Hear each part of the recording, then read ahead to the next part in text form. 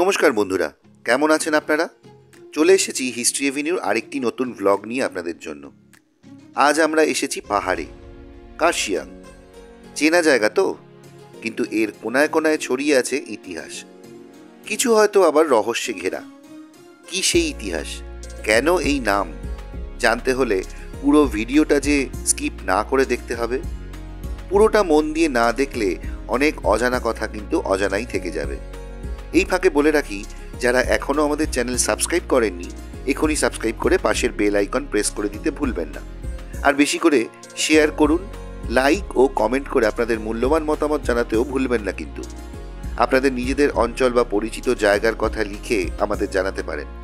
আমরা চেষ্টা করব সেসব জায়গার ইতিহাস আপনাদের সামনে তুলে ধরতে। আরেকটি কথা প্রথমেই জানিয়ে রাখি, এত বিস্তৃত ইতিহাসের সাথে অনেক সময় আমাদের ভিডিও হয়তো মেলে না, তার জন্য আমরা ক্ষমা প্রার্থী। আমাদের উদ্দেশ্য মূল জায়গার ইতিহাস আপনাদের সামনে তুলে ধরা। চলুন পাহাড়ি পথে ঘুরতে ঘুরতে শুরু করি আজকের ইতিহাসের খোঁজ। আমি সায়ন, আর আমার সাথে আছে পিনাকি। কার্শিয়াং বললেই প্রথমে মনে আসে মেঘে ভেজা একটা শহর। পাহাড়ের গায়ে সবুজ মাখা জঙ্গল ও এক নীল আকাশ নিয়ে পশ্চিমবঙ্গের হিমালয়ের বুকে এই ছবির মতো শহরটি পর্যটকদের কাছে অত্যন্ত জনপ্রিয়। কার্শিয়াং থেকে 5.2 কিলোমিটার দূরত্বে অবস্থিত পর্যটকদের আরেকটি জনপ্রিয় গন্তব্য ডাও হিল বা টো হিল। কুয়াশা ঘেরা এই জায়গাটির সৌন্দর্য একটি মায়াবী রূপ ধারণ করে। বেশ কিছু গা ছমছমে ঘটনা এই জায়গাটিকে আরও রহস্যময় করে তুলেছে। একদিকে পাইন বনের সারি, আরেকদিকে গভীর খাদ, মাঝে ডাও হিলের ওই রাস্তা আজও রহস্যে মোড়া। ডাও হিল থেকে ফরেস্ট অফিস পর্যন্ত রাস্তাকে ডেথ রোড বা মৃত্যুর সড়ক বলা হয়ে থাকে। লোকমুখে শোনা যায় জঙ্গলের ধারের এই রাস্তাতেই অনেকে বহু ধরনের অভিজ্ঞতার শিকার হয়েছেন। অনেক মৃত্যুর কাহিনীও শোনা যায় এই রাস্তাকে ঘিরে। এরপর থেকেই এই রাস্তার এমন নামকরণ হয়েছে। কার্শিয়াংয়ের ডো হিল ভারতের সবচেয়ে ভুতুড়ে হিল স্টেশন। দার্জিলিং থেকে প্রায় 30 কিলোমিটার দূরে অবস্থিত এই স্থানকে কেন্দ্র করে অলৌকিক ঘটনা এবং গল্পের কোনো অভাব নেই। ডো হিলকে ঘিরে রয়েছে অপরিসীম প্রাকৃতিক সৌন্দর্য এবং বন্য প্রাণীরা। দিন হোক বা রাত, অলৌকিক কার্যকলাপ নাকি এখানে থামে না।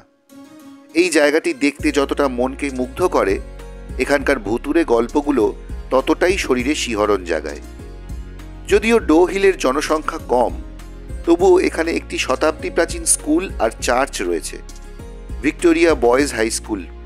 পাহাড়ের অন্যান্য জায়গার মতো এই স্কুলও নাকি ভূতের আস্তানা।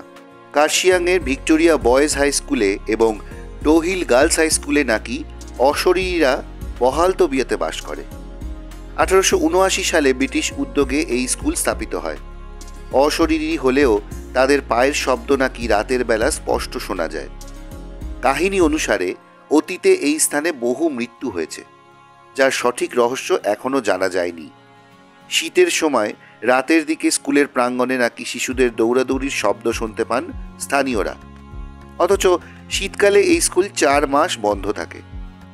এখানে একটা কথা জানিয়ে রাখি আপনাদের, ভুতুড়ে ব্যাপার নিয়ে যেসব গল্প রটেছে তা শুধুমাত্র রটনা, পর্যটকদের মুখে মুখে। ডো হিলের এক স্থানীয় বাসিন্দা আমাদের জানিয়েছেন এই কথা। পাহাড়টির নাম ডাও হিল কেন?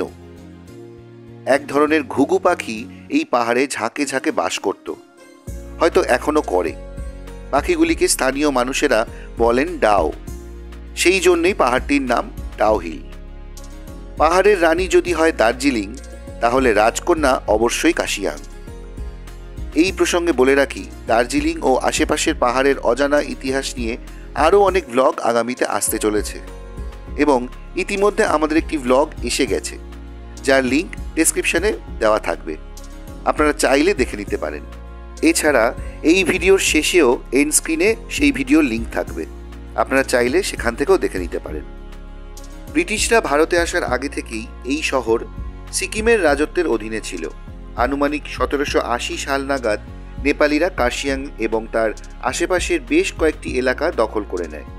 এরপরে গোর্খা যুদ্ধের সময় নেপালিরা হেরে যায় গোর্খাদের কাছে, আর 1817 সালে টিটালিয়ার চুক্তিতে কার্শিয়াং পুনরায় সিকিমের অধীনতা থেকে মুক্ত হয়। ব্রিটিশদের কাছে গ্রীষ্মকালে এখানকার শীতল শুষ্ক আবহাওয়া খুবই উপভোগ্য মনে হয়েছিল, যদিও সমতল থেকে পাহাড় ডিঙিয়ে এতখানি উচ্চতায় উঠে আসা সে সময় দুরূহ ছিল। টিটালিয়ার থেকে কার্শিয়াং হয়ে দার্জিলিং যাওয়ার একটা পথ তৈরি হয় প্রথম 1770 থেকে 80 সাল নাগাদ। এরপরে মিলিটারি রোড এবং তারও পরে 1861 সালে নির্মিত হয় হিলকার্ট রোড। 1835 সালে ব্রিটিশরা এই কার্শিয়াংয়ে একটি আরোগ্য ভবন বা স্বাস্থ্য নিবাস গড়ে তোলে। একই সঙ্গে তৈরি হয় মিলিটারিদের সপরিবারে গরমকালের অবকাশ যাপনের স্থান। সিকিমের ছগিয়াল অর্থাৎ রাজা তুসুপুর নামগ্যালের কাছ থেকে দার্জিলিংয়ের বুকে এক চিলতে জমি পেয়ে যান ব্রিটিশরা এই কার্শিয়াংয়ে, তাও আবার বার্ষিক সামান্য কিছু মূল্যের বিনিময়। দার্জিলিং যাওয়ার পথে অন্যতম শৈল শহর হিসেবেই কার্শিয়াং ধীরে ধীরে উন্নত হয়ে উঠেছে। পশ্চিমবঙ্গের সবথেকে প্রাচীন মিউনিসিপ্যালিটি রয়েছে এই শহরে। দার্জিলিং জেলা গড়ে ওঠার পর থেকে 1890 সাল পর্যন্ত কার্শিয়াং কোনো সাব ডিভিশন ছিল না। সেই সময় 1879 সাল পর্যন্ত কার্শিয়াংয়ে একটি স্বাধীন মিউনিসিপ্যালিটি গড়ে উঠেছিল। বাংলা প্রেসিডেন্সির রাজশাহী ডিভিশনে প্রথমে কার্শিয়াংকে যুক্ত করেন ব্রিটিশরা, পরে 1908 সালে তা যুক্ত হয় ভাগলপুর ডিভিশনে। স্বাধীনতার আগে কার্শিয়াংয়ে 12 জন ওয়ার্ড কমিশনার ছিলেন এবং আশ্চর্যের বিষয় এই যে 1939 সাল থেকে এখানে মিউনিসিপ্যালিটি নিজস্ব উদ্যোগে পৌরপ্রধান নির্বাচনের প্রক্রিয়া চলত। ফলে বোঝাই যাচ্ছে কার্শিয়াংয়ের ইতিহাস সুপ্রাচীন এবং স্বাধীনতার আগে থেকেই এই শৈল শহর বিবর্তিত হতে হতে আজকের রূপ নিয়েছে। ব্রিটিশরা কেন এই কার্শিয়াংকে স্বাস্থ্যোদ্ধার স্থান হিসেবে অপরিহার্য মনে করেছিল, এই প্রশ্নের উত্তরে জানা যায় সমতল থেকে কাজ করার জন্য শ্রমিকদেরকে নিয়ে যাওয়া হতো দার্জিলিংয়ে, কিন্তু তিতালিয়া থেকে পাংখাবাড়ি হয়ে দার্জিলিংয়ের পথে একটাও বিশ্রামের জায়গা নেই। তাই 4783 ফুট উঁচুতে এই কার্শিয়াং শহর আবিষ্কার করে ফেলে ব্রিটিশরা। এবার জেনে নেওয়া যাক কার্শিয়াংয়ে স্থানীয় বিশ্বাস এবং উৎসবের সম্পর্কে। গোর্খাদের তিহার আর দেশাই এখানকার প্রধান উৎসব। নেপালি হিন্দুরাও এই উৎসবে সামিল হয়। হিন্দুদের দুর্গাপুজোয় যে বিজয়া দশমী হয় সেটিই গোর্খাদের মধ্যে দেশাই নামে খ্যাত, আর তিহার হল দীপাবলি। যদিও গোর্খাদের তিহার বিশেষ স্বাতন্ত্র্য সম্পন্ন। দেশাইয়ের দিন 15 পরে তিহার অনুষ্ঠিত হয় 3 দিন ব্যাপী, যার প্রথম দিনকে বলা হয় কাক তিহার, দ্বিতীয় দিনে কুকুর তিহার, আর তৃতীয় দিনটি গাই তিহার নামে পরিচিত। একদিনে কাক, কুকুর এবং গরুকে পুজো করা হয়, কারণ গোর্খাদের লোকবিশ্বাসে কাক দুঃখ বেদনার প্রতীক, কুকুর মৃত্যুদূতের প্রতীক, আর গরু সমৃদ্ধি প্রতিপত্তির প্রতীক। এছাড়া শীতকালের মাঝামাঝি এখানে মকর সংক্রান্তি পালিত হয় বেশ ধুমধাম করে। মকর সংক্রান্তিকে গোর্খাদের ভাষায় বলা হয় মাঘে সংক্রান্তি।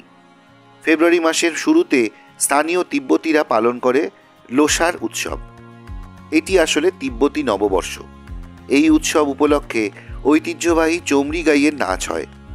কার্শিয়াংয়ে গড়ে উঠেছে একটি মিশ্র সংস্কৃতি। নেপালি, তিব্বতী, গোর্খা, হিন্দু, বৌদ্ধ সব মিলেমিশে একাকার এখানকার পার্বত্য ভূমিতে। এবার আসি কার্শিয়াংয়ের নামকরণের। কেন এই নাম? অর্কিডের মায়াবী আহ্বানে বহুকাল ধরে পর্যটকদের মন কেড়েছে এই শহর। এই শহরের আদি বাসিন্দা লেপচারা। শোনা যায় তাদের ভাষায় কার্শন রিপ নামক অর্কিডের নাম থেকেই এই শহরের নাম হয়েছে কার্শিয়াং। লেপচা ভাষায় কার্শিয়াং শব্দের অর্থ ছোট্ট অর্কিড। কার্শন রিপ নামক ছোট্ট সাদা অর্কিডের সঙ্গেই জড়িয়ে রয়েছে এই শৈল শহরের নামকরণের ইতিহাস।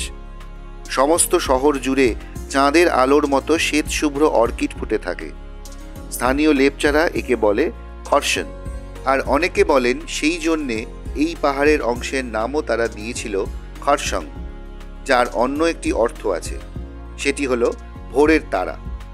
সকালের ফুল ফোটার সঙ্গে আকাশের তারাদের সৌন্দর্যের তুলনা করে এমন উপমামণ্ডিত নাম দিয়েছিল লেপচারা। ব্রিটিশদের মুখে সেই খরসং হয়ে গেল কার্শিয়াং।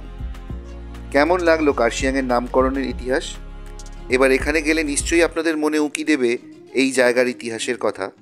আর সেটা যদি বসন্তকাল হয় তাহলে উপরি পাওনা হিসেবে পেয়ে যাবেন হর্ষণ রিপ, মানে সাদা অর্কিডের দেখা। আমাদের আজকের ব্লগটি আপনাদের কেমন লাগলো কমেন্ট করে জানাবেন। যদি ভালো লাগে একটা লাইক করে দেবেন, আর আমাদের চ্যানেল হিস্ট্রি এভিনিউকে অবশ্যই সাবস্ক্রাইব করে পাশের বেল আইকনটি প্রেস করে দেবেন। আর হ্যাঁ, আমাদের এই ব্লগগুলো বেশি করে শেয়ার করবেন, যাতে এরকম ধরনের ইতিহাস আমরা আপনাদের সামনে আরও বেশি করে নিয়ে আসতে পারি। দেখা হচ্ছে খুব শীঘ্রই পরবর্তী ব্লগে, নতুন কোনো জায়গায় নতুন কোনো ইতিহাসের খোঁজে। সবাই ভালো থাকবেন, সুস্থ থাকবেন। নমস্কার।